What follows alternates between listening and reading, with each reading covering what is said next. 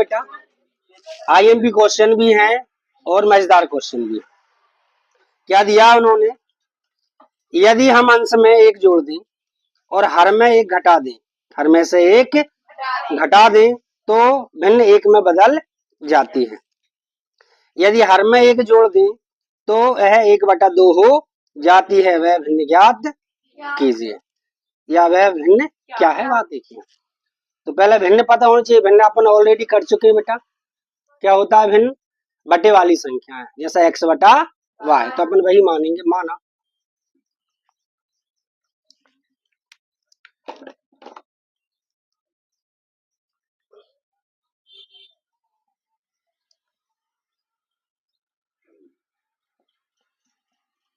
माना कि वह भिन्न क्या है बेटा, x/y है।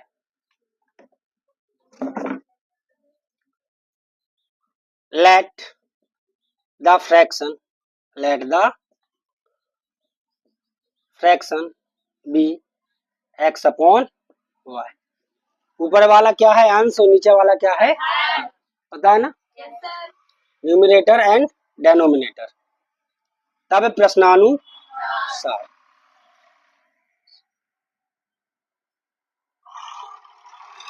देन ATQ क्या बोल रहा है, यदि हम अंश में एक जोड़ दें और हर में से एक घटा दें, अंश मतलब x में क्या कहना है बेटा, और y में क्या कहना है, तो कितना हो जाती है, एक हो जाती है। समझ में आ रहा है। इसका क्या करेंगे, तिर्यक गुणा कर लेंगे बेटा, x+1, इसका एक में गुणा करेंगे तो क्या आएगा बेटा, y-1 ही आएगा ना। y-1 का गुणा एक में करेंगे तो y-1 ही आएगा। xy संख्या x y इस साइड आएगा, पक्षांतर होके किसका हो जाएगा, -1 ऑलरेडी है, ये उस साइड जाएगा, पक्षांतर होके प्लस का किसका हो जाएगा, माइनस का हो जाएगा। x - y बराबर -1 और -1 जुड़ के कितना हो गया, इसको क्या मान लेंगे, समीकरण नंबर 1। क्लियर, समझ में आ रहा है। दूसरी शर्त देखो बेटा क्या है, वो ये बोल रहे हैं यदि हर में एक जोड़ दें, अंश की कोई बात नहीं करी उन्होंने, मात्र बात किसकी की है, हर की। यदि हर में एक जोड़ दें तो यह 1/2 हो जाती है बेटा। तो एवं पुनः प्रश्नानुसार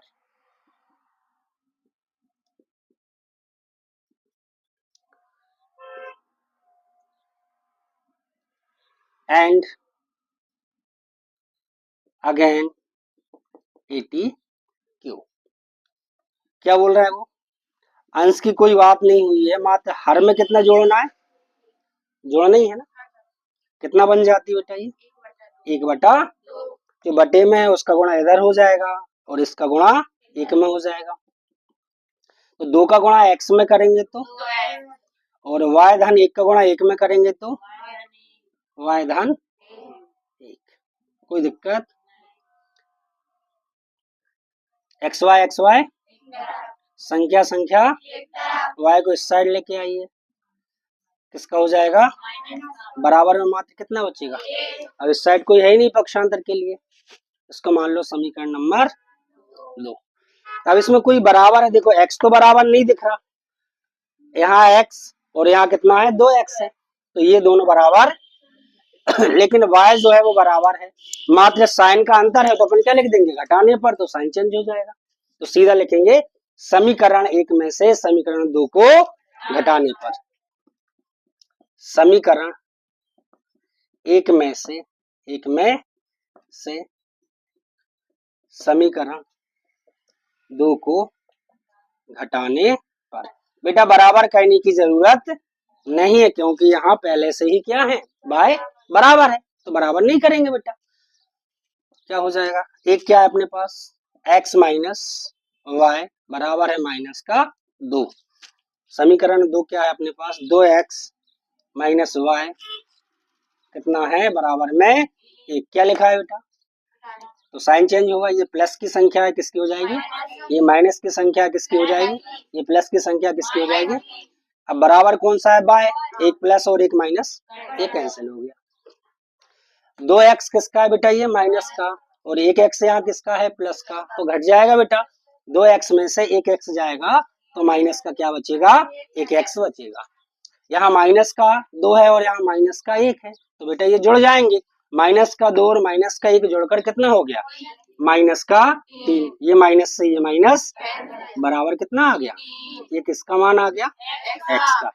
अब x का मान 1 में रख देंगे या फिर 2 में, तो 1 अपना इजी लग रहा है तो 1 में रखेंगे अपन। x का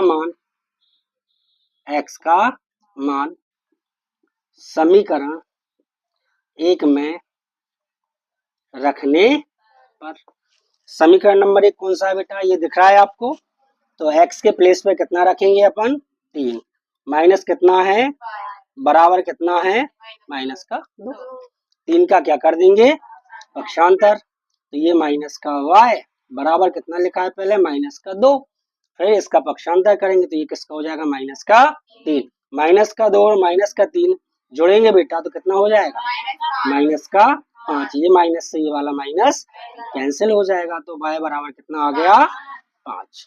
x की वैल्यू भी आ गई और y की वैल्यू भी आ गई, तो कहाँ रख देंगे, x बटा y, मतलब 3/5 अपना आंसर हो जाएगा। तो अपन क्या लिखेंगे, अतः अभीष्ट भिन्न कितना हो जाएगा, x बटा y बराबर हो जाएगा 3/5, ये answer. Hence the required fraction is x बटा y is equal to 3/5। कोई दिक्कत तो नहीं बेटा मनु।